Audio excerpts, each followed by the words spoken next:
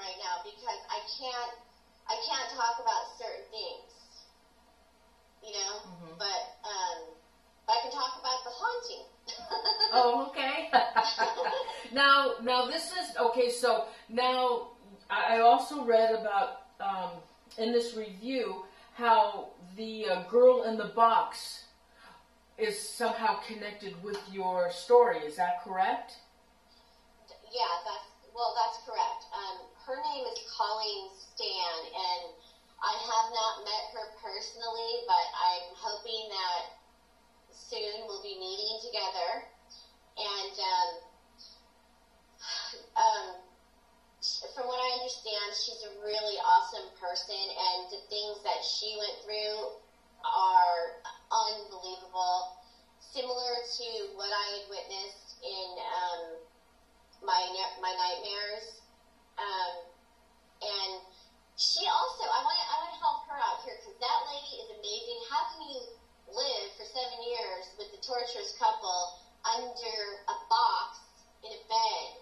You know, I mean, her story is just absolutely crazy. Yeah, and it's the same couple who did this to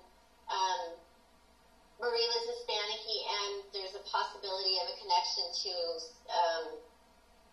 but they some killed. other things, but those are the things I can't talk about. But they killed the teenager. They killed her. Correct. But, well, actually, we can only say right now it's an alleged murder. Until the case goes to trial, which I've been told will probably happen relatively soon. At this point, it's just an alleged murder. and how many? So it was this teenager. It was Colleen. How many others are they connected to? Other murders? I can. Let's see. I got to put this delicately. Let's just say that there might be. I can say that there might be a couple. There might be another person. Well, if they refer to him as a notorious serial killer, then he's got to be connected to many murders. I don't know about.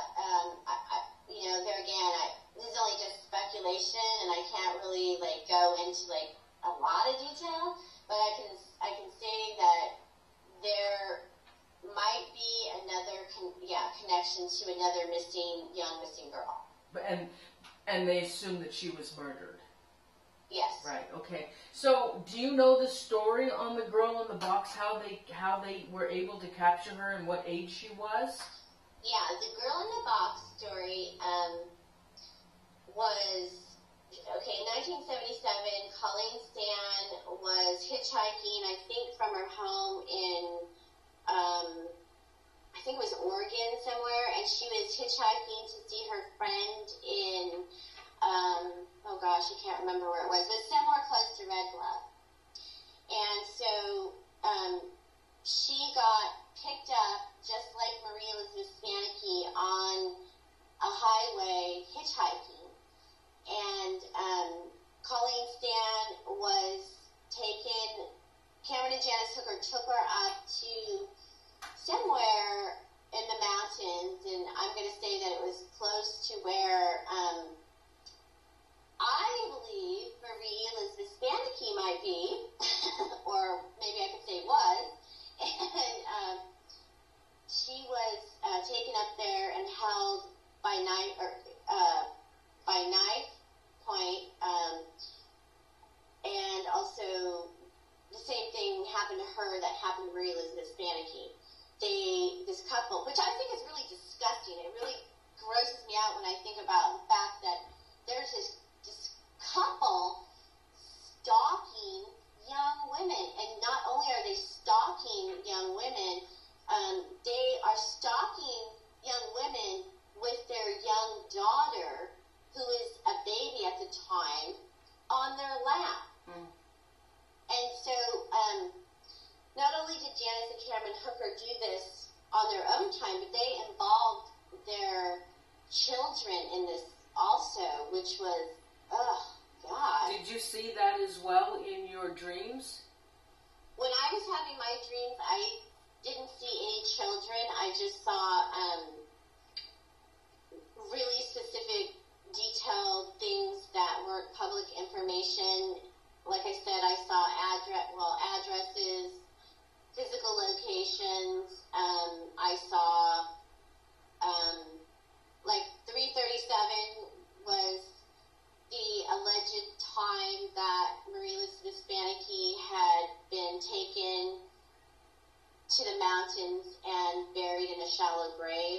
Was she buried alive or was she dead? No, she was buried. Janice and Cameron, I have to say, allegedly killed her. Oh. And yeah, I have to say allegedly right now because Sure. this is, no one's been, they haven't been tried for this yet. But I can. Are they in jail? He is in jail. Here's a sick and twisted part to the story. He's in prison. For the Colleen Stan capture, torture, and abuse. He got 104 years in prison for that. And there's an actual book written about that. Colleen Stan, that I found out later on was written.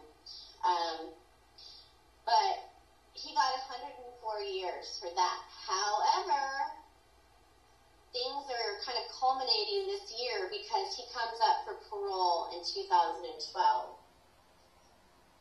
And what about the wife, Janice? What happened to her?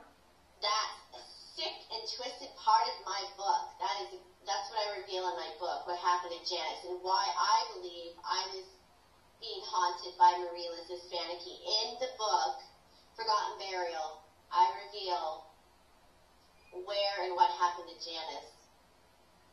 Really? Yeah, and so wow, oh my gosh. Seriously, I mean, you're going to be shocked when you read the book. It's just unbelievable. Now, so how old are their children then now? Which children? Cameron and Janice. Do they remember any of this going on? Well, apparently the kids were being babysat by Colleen Stan, so they must remember something. I personally don't know these kids, although I've gotten some hate mail from them, and I've also gotten some hate mail from Janice.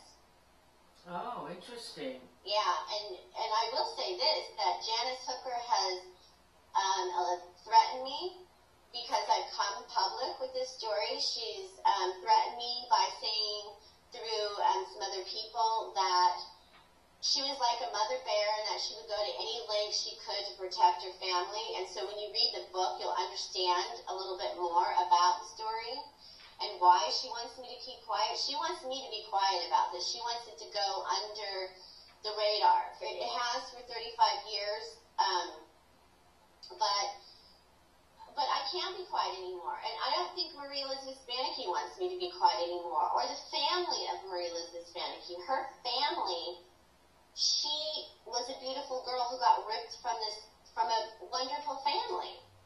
And yes, I read this. It can't be swept under the carpet forever. Absolutely not, and it won't be. And so that's what I reveal in my book. And I think when articles came out in the newspaper about my connection to this story, like I said, I was being indirectly threatened to be quiet. I was being told to be quiet and to shut up. And I think that's why the police wanted me to be quiet as well, not only just because I was connected to them, but also for my own safety. Interesting. And, yeah. So like I said, the story is multi-layered. The story is incredibly multi-layered, and that's why there's a documentary coming out about it. I mean, it's just... well, how did they find out? How did Paranormal Witness contact you?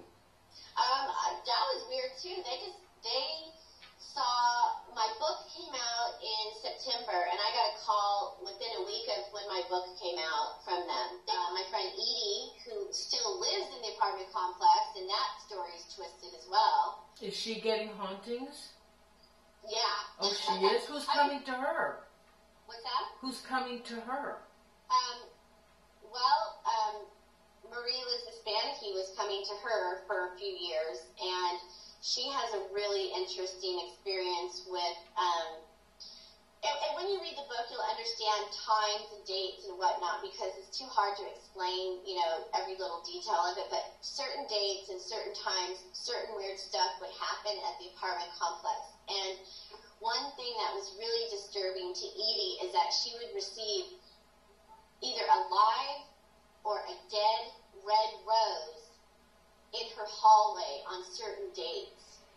Did you write those dates down?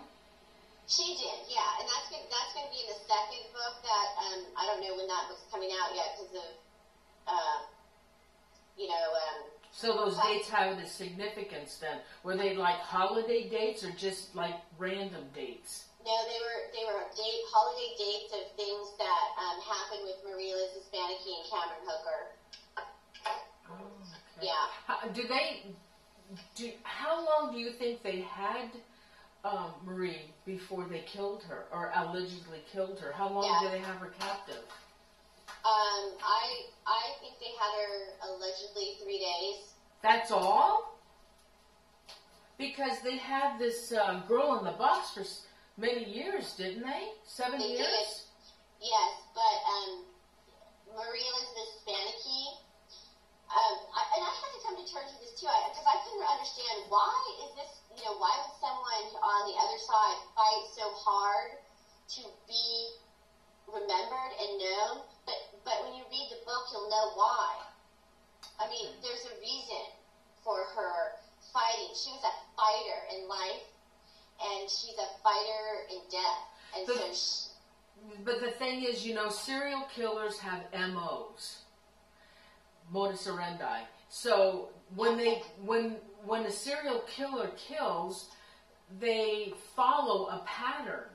Now, they may be connected to other murders before Marie.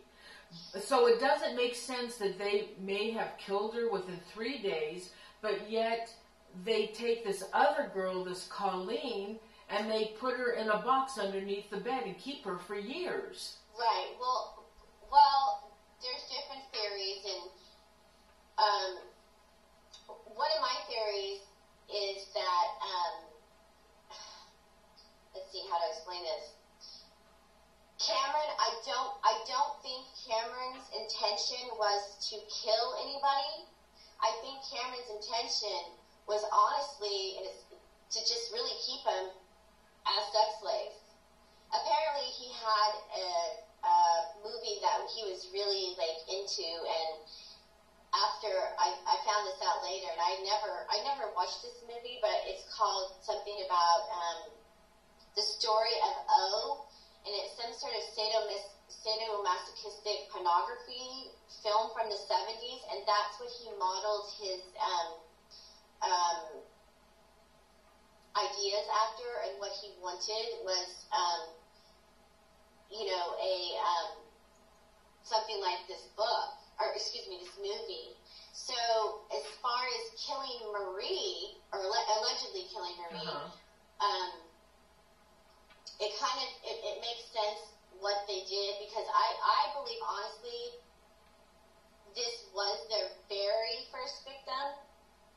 They were too young to have had, well, at least Janice was too young. She was only 16, I think it was, when this happened. Oh my goodness, I didn't realize she was that young.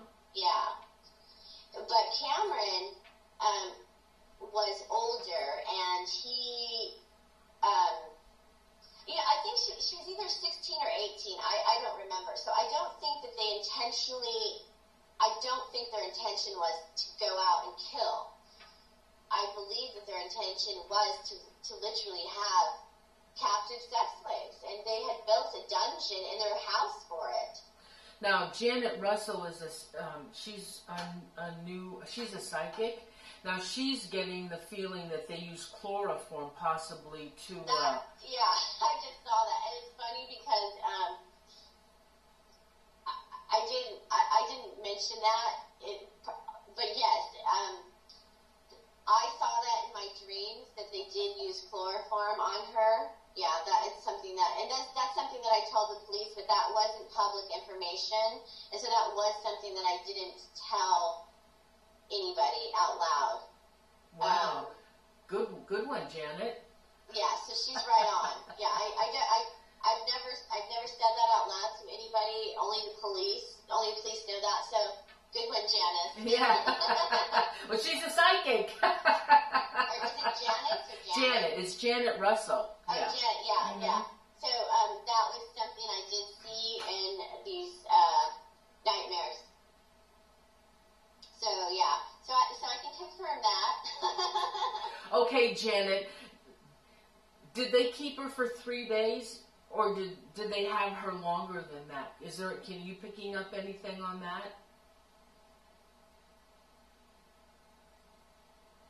Oh, Janet also works with the police on murder cases as well. Well, you guys have something in common. Okay, so now I just want to ask. Like I said, I remember the case about the girl in the box. I remember that. I don't remember all the details, but I remember when that came out in the news. So they had kept her under the bed, right? Yeah. It was under the bed in a box. And now, how did she get out? How did she escape? Well, this is a really this is controversial. This is kind of what allegedly happened. Let's see. Cameron and Janice they were fighting a lot, and they supposedly were fighting about the fact that now Colleen Stan is now integrated into the family, and now she's a part of the family. So she's now out of the box, and now her and Cameron are spending quality time together in the home, and Colleen is mothering their children, and so she is not their sex slave anymore, but now Colleen Stan is more a part of the family. And what I think happened, this is just my own version of this story, is that Janice became really jealous of Colleen and the attention that she was getting from Cameron now as a wife in the relationship. They had this relationship based on a couple in the Bible. I think it was Sarah and Hagar, which I guess Sarah couldn't have children, and let's see. I'm not really sure, but anyway, I believe that Janice's motivation for Janice ultimately went to the police, but I believe her motivation with Colleen Stan was that she was jealous of the relationship that Colleen Stan and Cameron Hooker were having. Yeah, I think you were right, yeah. And I don't think that Janice would have gone to the police, or what she ended up doing was going to her pastor in her church, and saying that we're having this, weird relationship at home. And the pastor is the one who actually turned them into the police. It wasn't Janice. Oh. But she initially went to her pastor at church and talked about this relationship between Sarah and Hagar and this twisted, weird thing that was going on, and ultimately confessed to the pastor. And the pastor, I guess, is a mandated reporter, and so therefore the mandated reporter has to report to the police that this is going on. And I guess Janice eventually confessed that they did capture Colleen, and I think, I could be wrong, but I think she mentioned that they had captured someone from 1976, and her name was Marie Spanicky. Oh, they did say that, huh? I think, but I'm not, I don't know for a fact. These aren't facts yet. These are just my opinions. Mm-hmm. So, people are going to have to probably research into it more, if they want to know more. But if you go to my website, jodiefoster.net, there's a lot of information. And even if you go to Google, now there's a huge amount of information about Colleen Stan. Now, since my story came out, there's an enormous amount of information about Marie Elizabeth Spanicky. But prior to my story coming out, there was no information about Marie Elizabeth Spanicky. No, I never heard anything about it. Right, no. So... but you see, they didn't label her either. Like, Girl in the Box was labeled. So, I mean, that case was easy to remember when I read that. But they don't have a label on the other murder, so... Well, what's even even more interesting is if you get into the story, it's multi-layered. Like I said, there's weird stuff that happened with this small town in Red Bluff and the district attorney and the police and Janice the Cameron Hooker and the mailman and all sorts of weird twists and turns along the way. This story is so incredibly strange that, they're even talking about, at least there was a couple people talking to me about doing an actual movie about it, because it's so weird. It's just a weird story. Now, they probably won't do a movie on it until it's finalized with the conviction of them being convicted, possibly convicted of the murder, don't you think? I have no idea. I don't know how the movie industries or anything really work. I just, like I said, I was a mom who, I actually work with disabled people, and I had this interesting experience and wrote a book, so I don't know how the movie industry works, but I think that overall this is just a really interesting multi-layered story that's over decades, not just a week. This is a story that continues. Well, it sure is fascinating. Really fascinating. Yeah, story. it is. Now, we were talking earlier about you also help the police department with other cases. Can you talk about any of those? I can't. Okay, let's just say that the police, and Janet might be able to say this too, police don't usually like to say that they use people that are intuitive. Police don't like to admit that they might call someone that is quote-unquote psychic and ask for advice. But I can say that I've had calls from people who have maybe lost a child or that were connected to missing persons. So yes, yes, I can say that yes, I have had police, and not only police, but people who have thought that their locations may be haunted. And I can say this one for a fact that I don't know if you guys are familiar with the Salvation Army, but it's an organization that helps people with rehabilitation or food or clothing or things like that. They're a Christian organization. They had me come to one of their locations, and they had a lot of paranormal activity going on in one of their facilities, and so they asked me to come and do a walkthrough. And before I do anything, I don't like to know anything ahead of time. So I don't like to know names, anything. I just like to go in blank with a blank slate. And what I do is I believe in God, and I pray for the highest good to come about. And if I'm supposed to be used as a tool to help uncover information, then I will be used for that purpose. I set my ego aside, and I just say, God, higher powers of goodness, of the highest, use me as a tool if you can. I'm willing at this point in time.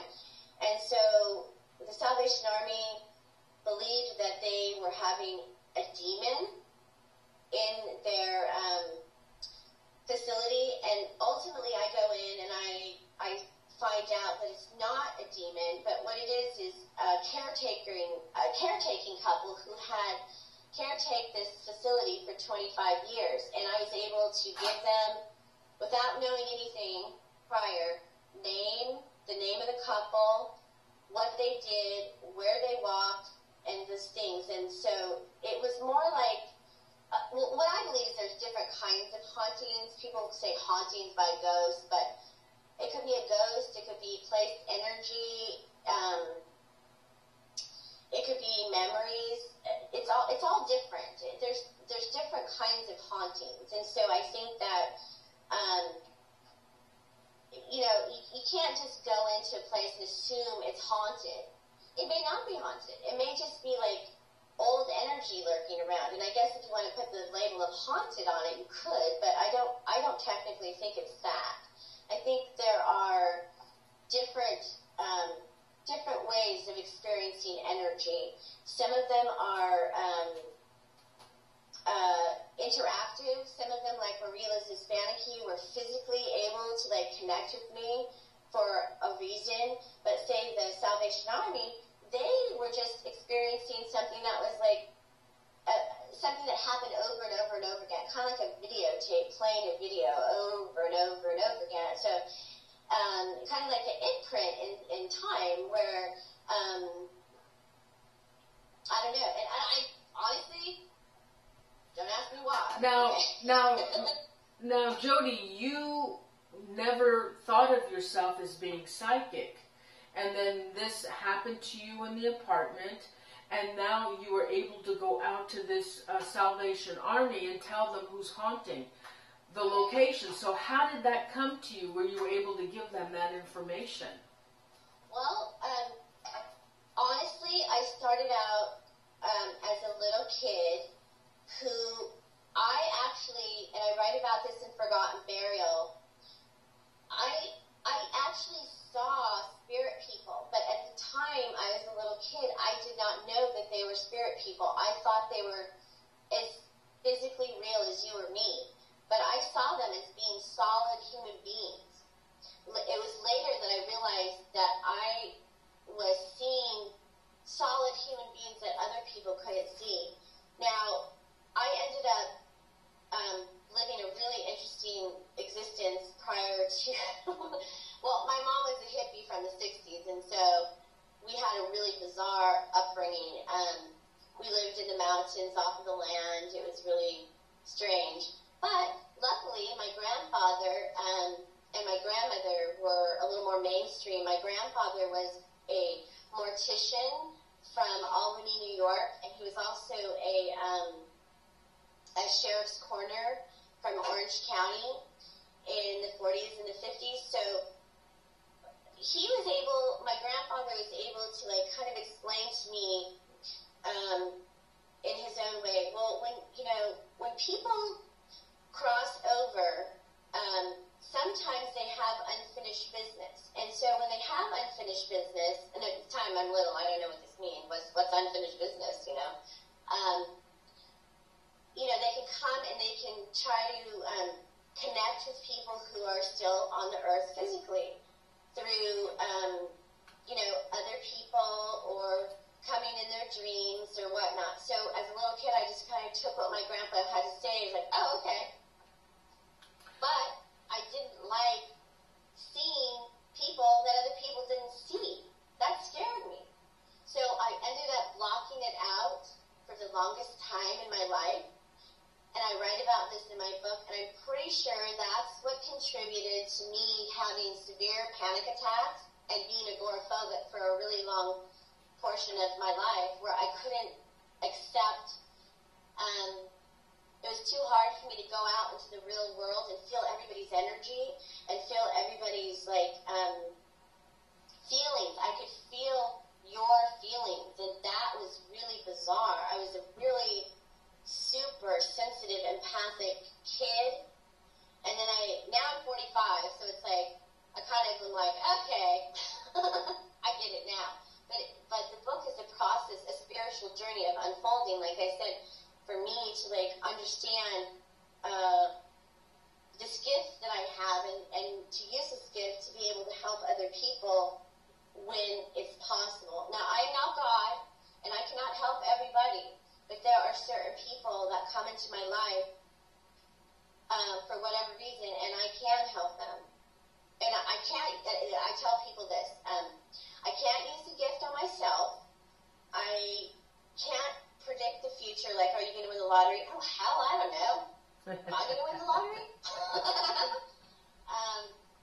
But it's like, I have a gift, and I use it to help other people if and when I can. And I don't advertise. I don't say, oh, 1-800 call Jodi the psychic or anything like that. Usually it's people who just kind of roll into my life and or maybe a call from the police or something, and they might ask me for certain information, and if God willing I can give it to them, I do. So in a case like with the police and they need some help, it just doesn't come to you when they call you. You have to go out to the location and get the feel for it? No? No, I don't have to do that. This sounds really, really strange, but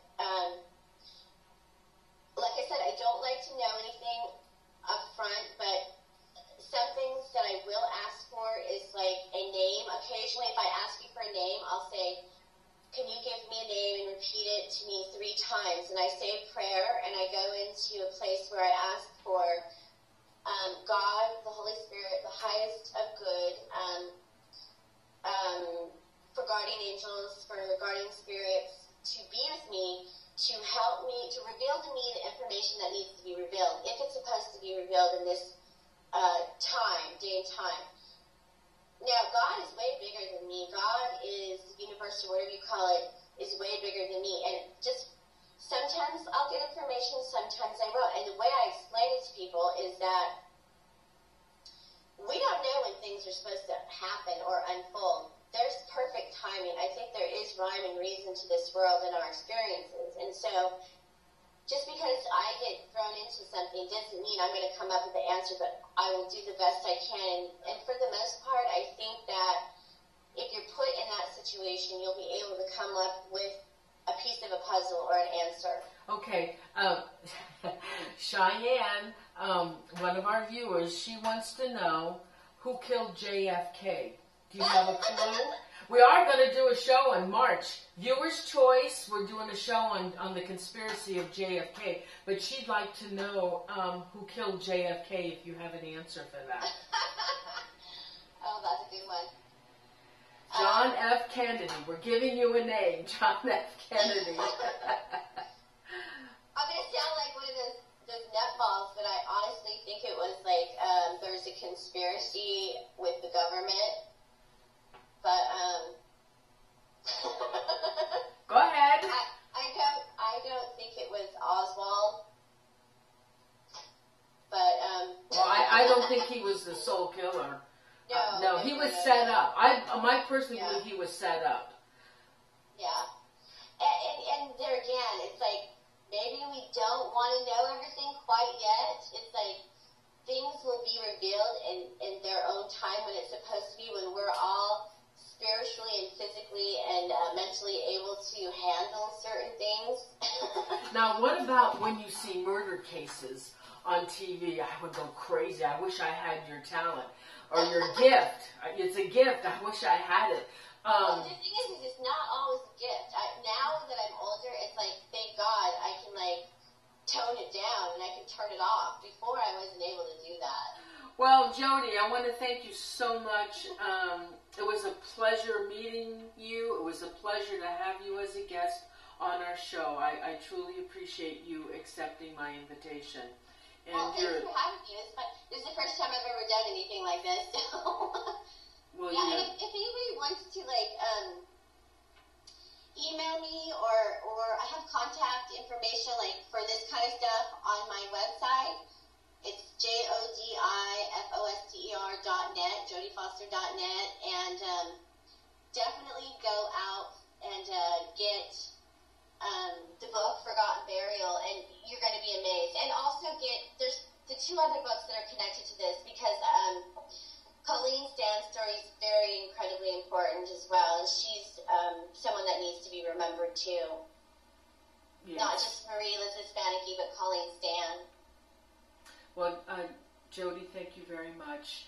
And viewers, thank you so much for joining the show tonight. And I hope you enjoyed the show. And thank you so much for being here. And we will see you next Tuesday. Good night, everybody. Thank you. Good night. Thank you, everyone.